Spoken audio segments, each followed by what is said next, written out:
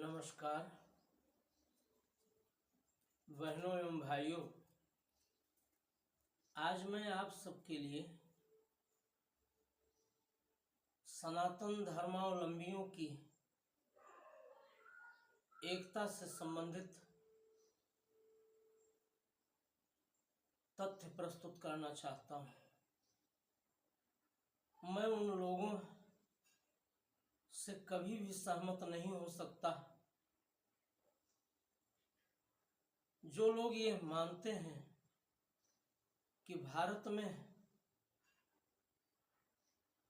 धर्मनिरपेक्षता, जिसमें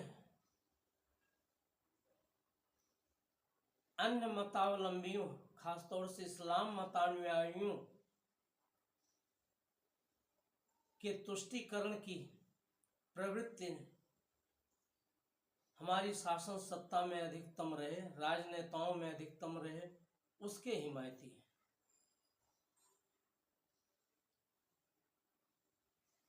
जो इस्लाम मतानुयायी राजनेता हैं, उलेमा हैं, मौलवी हैं, मुफ्ती हैं, उन सबके लिए मैं ये स्पष्ट कर दूं कि सनातन धर्मावलंबियों का संगठित होकर इस देश में रहना उनके भी सर्वोच्च हित में है। ऐसा इसलिए है क्योंकि तभी वे इस देश में सुरक्षित रहेंगे। सनातन धर्मावलंबी सबसे पहली बात कि वे स्वभाव से हिंसक नहीं होते, स्वभाव से उग्र सांप्रदायिक नहीं होते, स्वभाव से वे अनुदार नहीं होते। ये सब विशेषताएं सनातन धर्मावलंबियों में ही पाई जाती हैं और आज तक जितना अत्याचार उन्होंने झेला है अपने इसी स्वभाव के कारण झेला है। आज जो उनका बृहत भारतवर्ष सिकुड़ता गया है वो उनकी इसी दुर्बलता के कारण सिकुड़ता गया है। उनकी ये विशेषताएं ही राष्ट्रीय स्तर पर उनकी दुर्बलताएं बनकर के प्रस्तुत हुई। उनकी उदारता का लाभ उठाते हुए बाहर के आक्रमणकारियों ने, बाहर के विदेशियों ने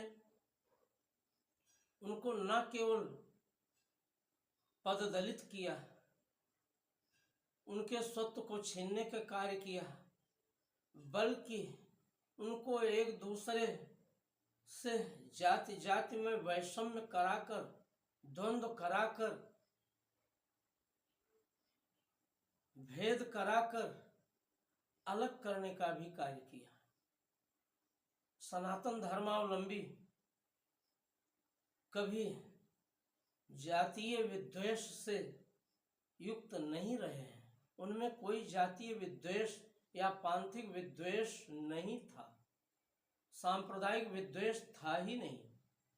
इसीलिए तो जब जब किसी पर भी विपत्ति पड़ी, चाहे वो अरबों पर पड़ी हो, चाहे यहूदियों पर पड़ी हो, चाहे पारसीकों पर पड़ी हो, उनको वहां से मार काट करके भगाने का कार्य किया गया हो, तो उन्होंने अपनी सुरक्षा के लिए भारत में ही शरण लेने का कार्य किया और भारत ने उन्हें शरण देकर सुरक्षित करने का कार्य किया है। आज अनेकानेक पीढ़ियों से यहाँ पर बस करके उन्होंने यहाँ के साथ एक रास्ता और यहाँ की सांस्कृतिक समरसता को प्राप्त कर लिया है। लेकिन ये अपने आप में विचार के योग्य है कि स्वतंत्रता के पूर्व से ही और स्वतंत्रता के पूर्व यानी ब्रितानी शासन से पूर्व मुगल शासन और मुगल शासन से भी पूर्व के सल्तनत युगीन शासन में वास्तव में भारत के निवासियों को, भारत के मूल निवासियों को जातियों में विभेद कराकर इन्हें अलग करने का कार्य हुआ, और उसी के माध्यम से यहाँ पर ऐसे विदेशी तत्व जो आक्रमणकारी थे, डकैत थे, लूट खसोट करने वाले थे, हिंसाचार करने वाले थे, उन्होंने शासन करने का कार्य किया और यहाँ की संस्कृति को मिटाने के लिए भरसक प्रयत्न किया।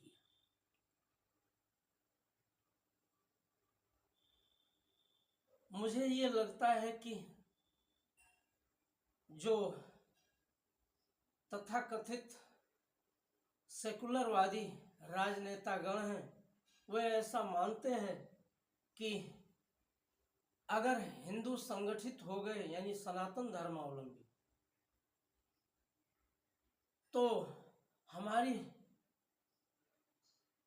जो राजनीतिक अभिप्सा है, राजनीतिक इच्छा है, उसकी सिद्धि नहीं हो सकेगी। हाँ, अगर वे सनातन धर्मावलंबी या हिंदुओं को लड़ा करके, आपस में विभेद करा करके, जातियों में द्वंद्व करा करके इस देश पर सत्ता पाने का मुगालता पाले हुए हैं, तो वे गलती पर है। अगर सनातन धर्मावलंबी, मैं मानता हूं कि धर्म केवल एक ही है, मानव धर्म, और वो सनातन धर्म ही है। सत्यम ब्रूयात प्रियम ब्रूयात न ब्रूयात सत्यम अप्रियम प्रियम चानृतम न ब्रूयात एषु धर्म सनातन, यही सनातन धर्म है। और सत्यनिष्ठ रहने की ही शिक्षा तो हमारे सनातन धर्म में हमारे मनीषियों ने देने का कार्य किया है। बाकी सब संप्रदाय हैं। सनातन धर्म के कई उपासना संप्रदाय हैं, विचार संप्रदाय हैं, दार्शनिक संप्रदाय हैं, साधना संप्रदाय हैं, जैन, बौद्ध, सिख, ये सभी उसमें ही है। तो इनको स्वतंत्रता के बाद भी नेहरू जी और उनकी आगे की कांग्रेसी प्रधानमंत्रियों की पीढ़ी ने लाल बहादुर शास्त्री को छोड़कर सबने उन्हें जातियों में लड़ाकर अपनी राजनीतिक रोटी सेंकने का कार्य किया है। उन्होंने ये समझ लिया कि जो नेहरू जी की अवधारणा रही है कि हिंदुओं को जाति और उपजाति में इतना बांटो कि ये कभी संगठित ना हो सके, इनमें इस तरह से एक दूसरे के प्रति वैर पनपाओ कि एक दूसरे के मित्र ना हो सके, एक दूसरे के सन्निकट ना हो सके, और इस्लाम मतानुयायियों की हिंसा वृत्ति और उनकी कट्टरता को बढ़ाते हुए उनका समर्थन करते हुए उनको अपने पाले में इस तरह से रख लो कि उसी के आधार पर चुनाव जीतकर इस देश की कुर्सी, इस देश की सत्ता अपने हाथ में रखे रहो। ये बात देर से ही सही सनातन धर्मावलंबियों की भी समझ में आने लगी है, लेकिन बहुत सारे लोगों में अभी बहुत सारे भ्रम हैं और अनेक प्रवचनकर्ता भी उस सत्य का उद्घाटन ठीक से नहीं करते कि किस तरह से सनातन धर्मावलंबी परस्पर एक रह सकते हैं और वे एक हैं। उनमें सनातन धर्म के आधार पर, रहन सहन के आधार पर, संस्कार के आधार पर, संस्कृति के आधार पर, राष्ट्रीयता के आधार पर, उपासना के आधार पर, जीवन शैली के आधार पर, चिंतन शैली के आधार पर कोई भी भेद नहीं है। और जो भेद हैं भी वो तितीक्षा के योग्य हैं। तितीक्षा मतभेदेषु प्राणि मात्रेषु मित्रता।